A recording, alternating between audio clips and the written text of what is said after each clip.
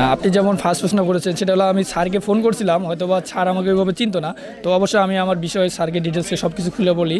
তারপরে স্যার আমাকে বলছে যে তোমার বিষয়ে যে ভালো জানে তুমি তাকে আমার মাধ্যমে যোগাযোগ করতে বললো। তো অবশ্যই আমি 2-1 স্যারের সাথে যোগাযোগ করছি, হয়তো বা তারা ওই সময় গেমে ছিল, হয়তো ব্যস্ততা ছিল, হয়তো বা স্যারের সাথে যোগাযোগ করতে পারেনি, হয়তো বা স্যারেরও বিষয়টা আর কোনো ছিল না, মাথায় ছিল না, হয়তো বা স্যারও পরে আমার সাথে যোগাযোগ হয়নি।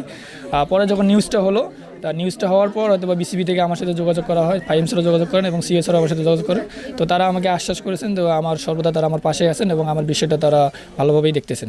আর এই যে এত বছরের একটা টাইম আপনি পার করলেন, এই এত বছরে কোনোভাবেই বিসিবি যে আমাদের ওয়ার্ল্ড কাপ টিমের স্কোয়াডের এই প্লেয়ার কই, এই প্লেয়ারটাকে দেখা যাচ্ছে না কেন বিসিবিতে, বা এই প্লেয়ারটা মাঠে কেন নেই, ওই রকম কোনো খোঁজখবরই বিসিবি পক্ষ থেকে নেওয়া না, ওই রকমভাবে কেউ খোঁজখবর রাখে নাই, যেহেতু আমি ইনজুরিতে ছিলাম একটা লম্বা সময়, ওইভাবে কেউ খোঁজখবর রাখে নাই। এবং কি আমিও যেহেতু ইনজুরিতে ছিলাম, তো আমি দেখা যাচ্ছে যে একটা জায়গায় নিজেকে মানে ওইভাবেই আবদ্ধই ছিলাম, যেহেতু ইনজুরির কারণে আমি 2 বছর একদম মানে আউট অফ দ্য মাঠ ছিলাম, কোনো খেলাধুলার 2টা সিজন আমি খেলতে পারি না ইনজুরির কারণে।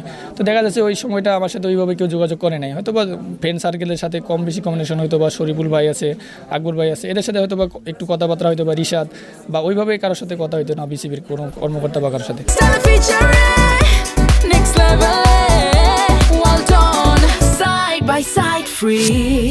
আপনি দেখেন, আপনি যেই টিমের সাথে বিশ্বকাপ জিতেছেন সেই টিমের তামিম বলেন, সাকিব বলেন, শরীফুল বলেন, রিশাদ বলেন, 5-6 জন ক্রিকেটার এখন ন্যাশনাল টিমকে সার্ভিস দিচ্ছে। আপনি মনে করেন যে হচ্ছে আপনি ইনজুরিতে পড়েছেন, ঠিক আছে, বাট আপনার এই পিছিয়ে পড়ার পিছনে কোনো না কোনোভাবে বিসিবিও একটু হলেও দায়ী আছে, যেহেতু ক্রিকেটারদের পরিবারটা বিসিবি। না, আমি যখন ইনজুরিতে পড়ি, তো আমি ইনজুরিতে পড়ার সময় ওই সময় দেখা যাচ্ছে সেম সময় কিন্তু আপনি দেখবেন যে ইবাদত ভাইও সেম ইনজুরিতে পড়ছিল। তো একাডেমিতে ইবাদত ভাইও ছিল।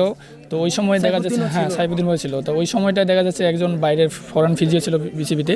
তো পরে ইবাদত ভাই এবং নিজে বলে যে ওই এরকম সমস্যা ইনজুরিতে আপনি একটু বিষয়টা দেখেন। তো পরে উনি আমাকে দেখে বলো, ঠিক আছে, তোমার ওভারঅল আগের থেকে ভালো একটা অবস্থানে আছে, তুমি কিছুদিন পর কামব্যাক করতে পারবা।